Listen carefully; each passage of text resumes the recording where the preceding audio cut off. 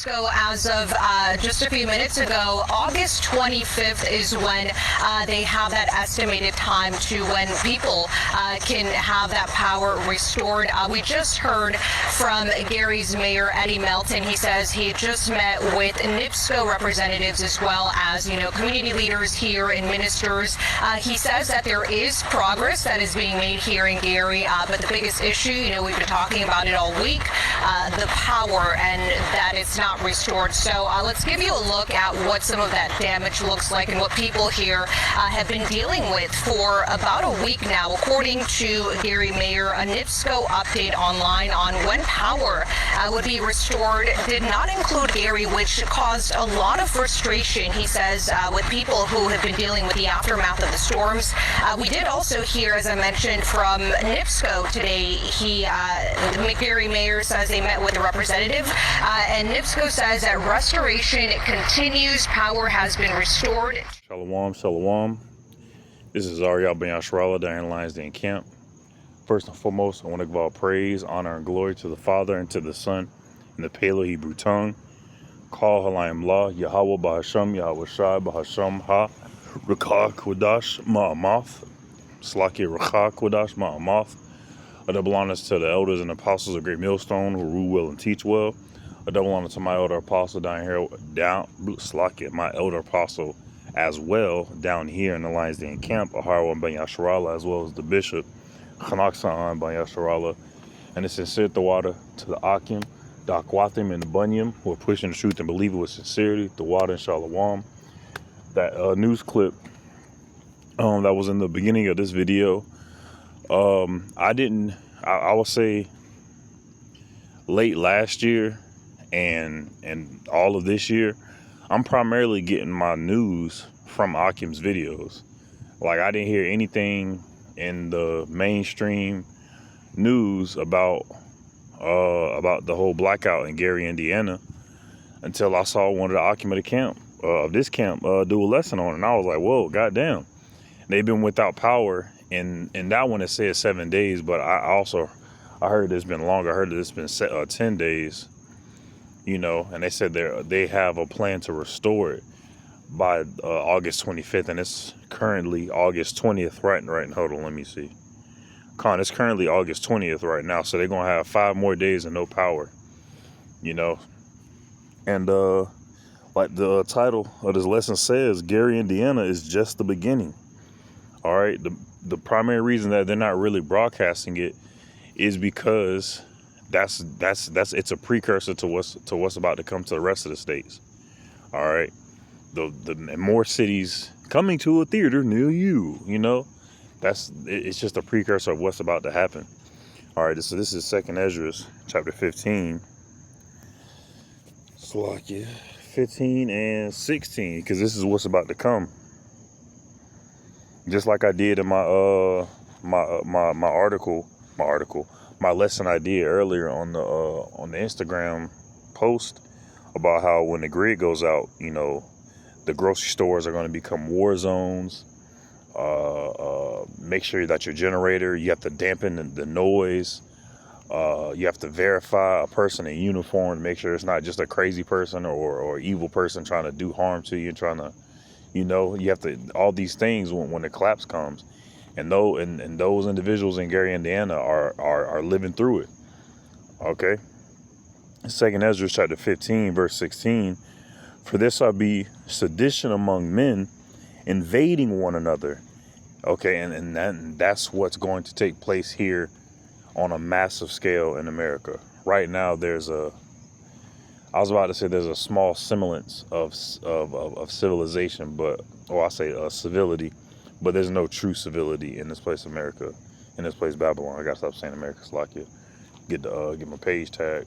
But man, fuck these niggas. Yeah, this place, America, there's no true civility for. They shall not regard their kings nor princes, right? They're not gonna regard the quote unquote what's it called, authority here in this place. All right, as I'm speaking, as I'm recording this lesson now, I just saw one brother. He did a lesson about how there's damn mutinies happening on naval ships. I think there's one going on on the USS Abraham Lincoln or something like that. All right, the sailors are out there, longer than what they thought. The food is not good. They're getting crappy service. So all that going on. They're not regarding their commanders. Their chief petty officers and shit like that. They're not. They not. People are tired of it. People are tired of America now. Okay. Shall not regard their kings nor princes in the course of their actions shall stand in their power. Right. People are taking things into their own hands now. They're not going to call the cops no more. They won't be able to call the cops anymore. No more EMS, EMTs. People are just going to have to get out the mud. All right. And that's ultimately what's going to come on a massive scale across the whole entire country. All right. Gary, Indiana is just the beginning. Let me get my next scripture.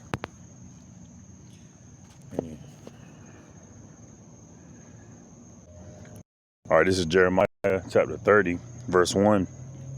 It says, the word that came to Jeremiah from the Lord, from Yahweh, saying, thus speaketh Yahweh, power of Israel, saying, write thee all the words that I have spoken unto thee in a book.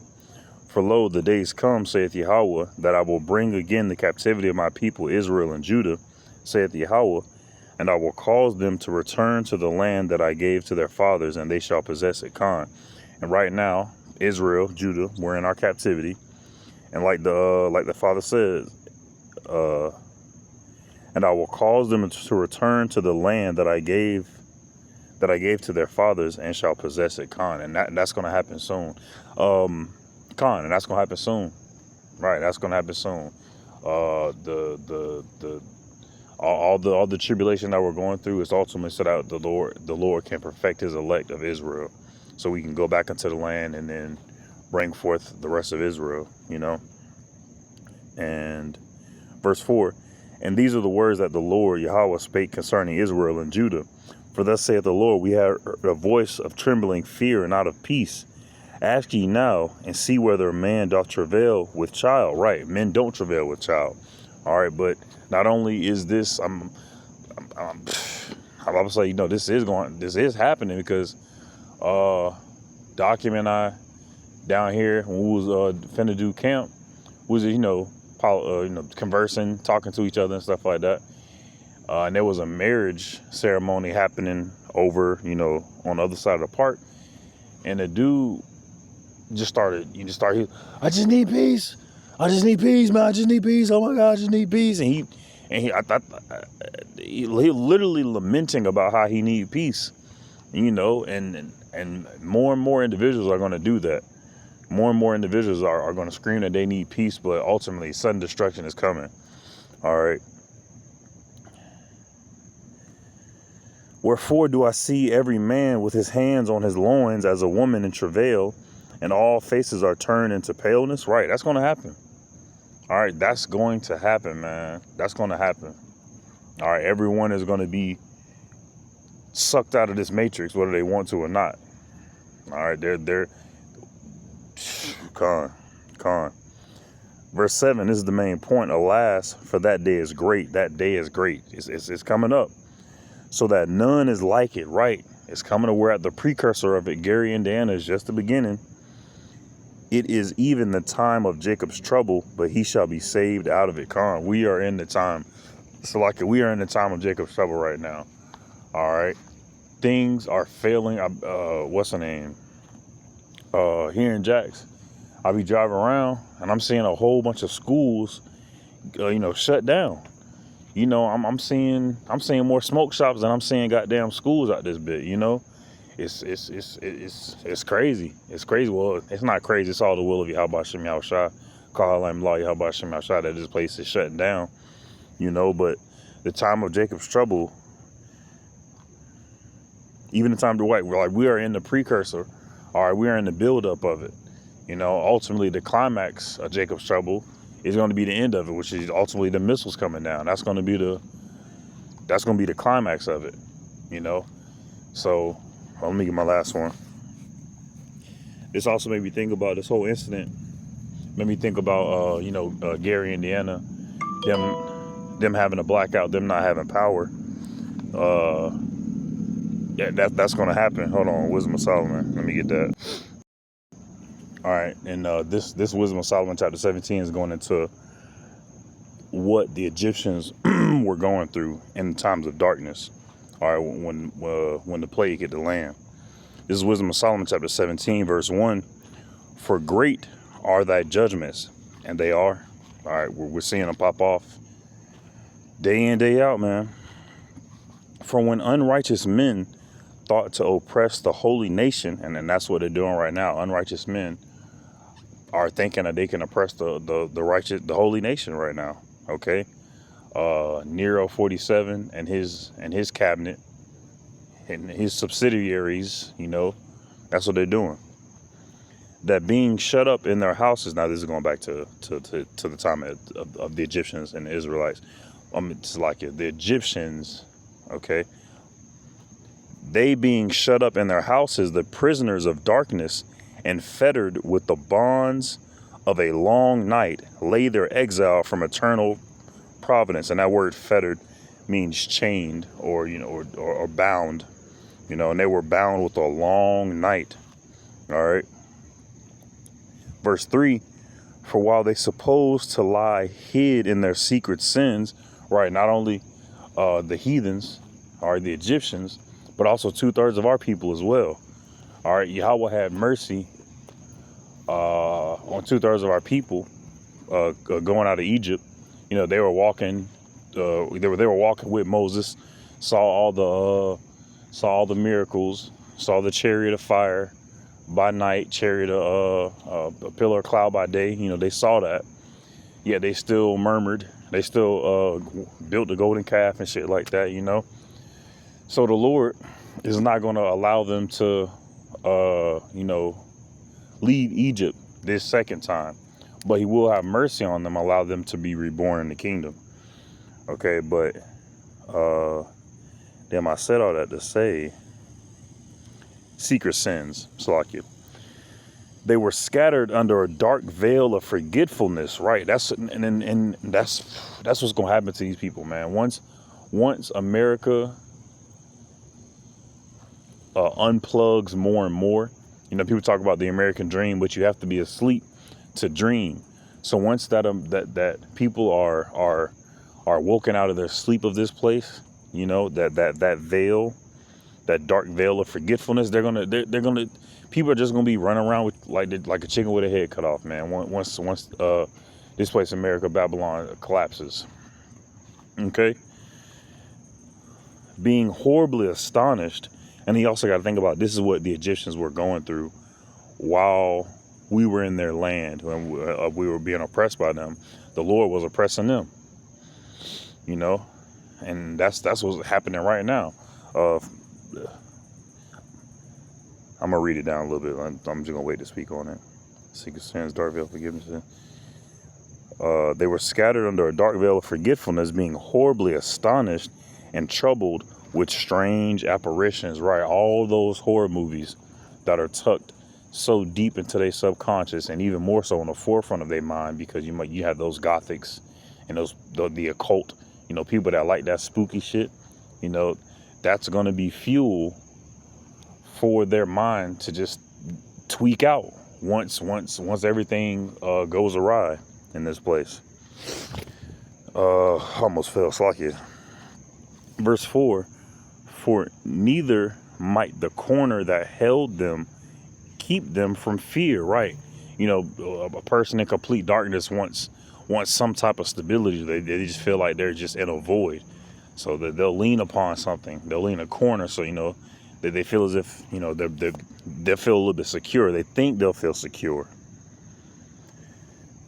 For neither might the corner that held them keep them from fear. So they're going to be in a secure area, and they're still going to feel unsecured. But noises as of waters falling down sounded about them, and sad visions appeared unto them with heavy countenance. Right, so the Lord had them going through it. Had them seeing I don't, I don't even want to imagine what it's saying. The only thing I can imagine, more than likely, is like a crackhead type individual, but I guess with more crack, or like more, I don't know, I don't even want, it's just strange apparitions. Shoot.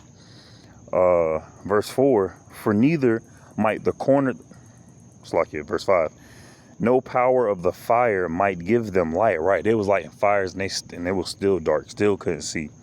Neither could the bright flames of the stars endure to lighten that horrible night. They couldn't even see the stars of the night. That's how dark the darkness was over Egypt during the time of Exodus, when the Lord was dealing with the Israelites, and the Lord was showing his power here in this realm. All right, this is what the Egyptians were going through, and this is what the American people and 2/3 of our people are going to go through. All right, during this Exodus. Okay, and that's ultimately why I'm reading this, because just like the script, the Jacob's trouble, there has been no time like it. It's like it, roughly paraphrasing. There were none like it was. Damn, it's like, let me go back to it. Hold on, dang. It's like I ain't want to butcher it. Alas, for that day is great, so that none is like it. So that none is like it. All right, so this place is going to have is going to have the destruction of all those other kingdoms combined, and then some. All right. Wisdom of Solomon chapter 17, verse 4. It's like in verse 5. No power of the fire might give them light, neither could the bright flames of the stars endure to lighten that horrible night. Only there appeared unto them a fire kindled of itself, very dreadful, for being much terrified, they thought the things which they saw to be worse than the sight they saw not. Right, so the Lord just had their brain just looped, just flipping, man. And that's why Kahalayim La Yahweh Shem Yahushua, that he has us in our right mind, ultimately. All right, because just reading that and then knowing the Kahalayim La Yahweh Shem Yahushua, the Lord really finna deal with these people. Okay. Verse 7. As for the illusions of art magic, right, witchcraft and shit like that, they were put down, and their taunting in wisdom was reproved with disgrace. Right, all these soothsayers, all these witches and warlocks here, all these what's they called, psychics, and it was another one I've been seeing. Oh, the card motherfuckers, the card niggas. Man, what's that shit called? Cards. Tarot card. That's what that shit called. All them tarot. I've been seeing a lot of women doing tarot readings and shit like that. So all that bullshit. They were put down, and their taunting and wisdom was reproved with disgrace. They're gonna be disgraced. They're gonna be ashamed. They're gonna be looking goofy. All right. For they that promised to drive away terrors and troubles from a sick soul, right, were sick themselves of fear, worthy to be laughed at, right? All these individuals who have pomp and arrogancy and boast in the Lord, boast in the spiritual, all right, they have fear themselves. They're sick themselves. Well, what it say? Were sick themselves of fear. Sick themselves of fear, worthy to be laughed at. Right, but they tried to play it off. Oh yeah, I got you. Hey, but that's it's not gonna happen. All right, they're not gonna be able to hide their fear. All right, worthy to be laughed at. Verse 9. For though no terrible thing did fear them, yet being scared with beasts that pass by and hissing of serpents, like Lord got them geeking for real. They died for fear, denying that they saw the air, which could of no side be avoided. Right, the Lord had an individual perish, soul separated from his body, just off of an emotion of fear. That's how dangerous fear is. It can literally take a person out of their body, man. That's how dangerous fear is. That's why scriptures tell us, I have not given you the spirit of fear, but of love, of strength, and of a sound mind. And we have to obtain to his ways, to the knowledge of Yahweh B'Shem Yahushua. That's why it's very, very important. They died for fear, denying that they saw the air which could of no side be avoided. Verse 11, for wickedness condemned by her own witness is very timorous. And timorous, I'm going to look that word up. Hold on a second.